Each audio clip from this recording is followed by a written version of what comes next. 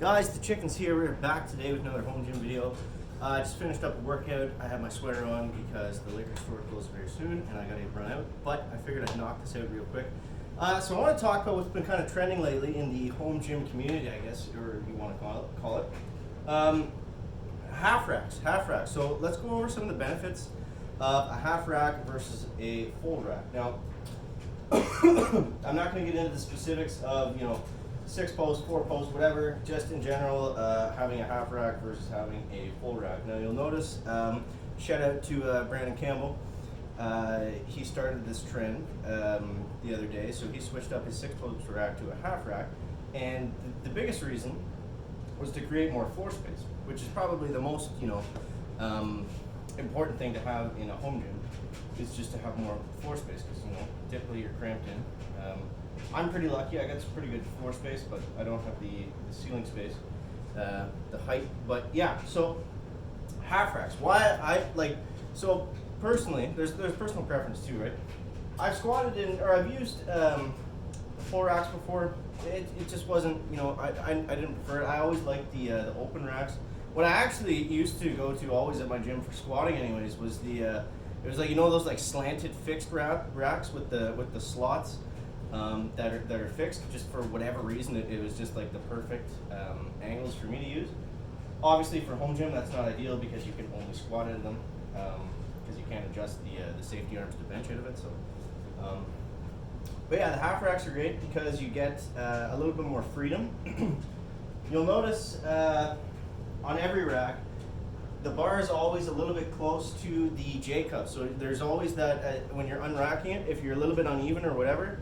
Or if your bar is kind of wonky, there's always that risk that you're gonna, there's not much clearance between the rack and the plate, so you're always kind of, even if you're not gonna hit it every time, it's always something that I'm kind of mindful of, and it always kind of, it was always in my head, I guess, when I was using a full rack. Again, that's preference. If you're used to a full rack, then you're probably over that by now.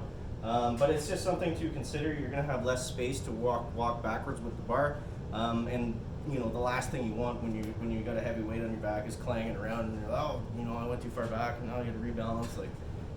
So for that reason, I find it annoying.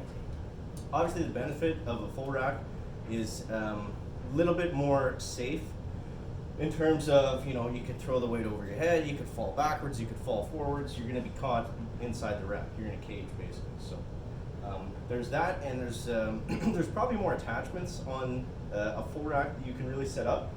I would counter that by saying a lot of that stuff, one, you don't really need it, but two, you can fit most of it on a half rack. Like I can fit most attachments on this thing, and it's only 72 inches, right? So I can use some of the more common attachments, the Matador, like a dip bar, plate storage is the biggest thing, band pegs. Stuff like that. Like you can fit most of this stuff on a half rack as you can on a full rack. So the only difference is with mine is the height. I can't, or I might not be able to jam around, so I'm still not sure about that. But yeah, so the saves you floor space, a little more comfortable walking out a squat. You can fit most of the same attachments on it. They're also cheaper. They're a lot cheaper. So say for example, this was 800 Canadian. If I'm looking at any sort of full-size rack from Rogue, like to be like an equal comparison, it's getting up, $1,500, $2,000. I think their cheapest ones go for around $1,000, but that's just the base price, right? So then you got to factor in tax and shipping stuff. So easily close to double the price, before you, without the safety arms and things like that. But yeah, that's basically what I wanted to talk about. Was it's going to save you floor space. It's going to save you money. For some of you, you might have the ability to expand it out. So I mean, even if you, for whatever reason, you get a half rack and you hate it, you could probably.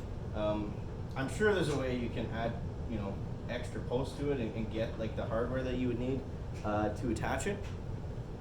I don't know for sure, but I mean, I think it would be possible, probably, anyways. What else? Yeah, I guess that's pretty well it. I mean,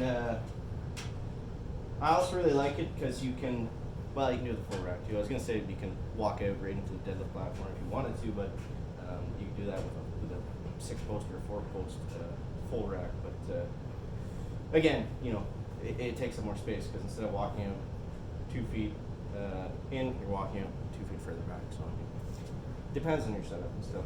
But yeah, I don't see a ton of benefits other than just personal preference in terms of getting a half rack or a full rack. Obviously, budget and space are the biggest things, but there's not a lot of limitations that come with the half rack. I mean, yeah. So let me know what you guys think down below in the comment section. Interested to hear your thoughts. And yeah, as always, guys, thank you so much for watching. That is going to wrap up the video today. Make sure to leave a like if you found it interesting, entertaining, or informative. And we'll see you next one, guys. Checking out back.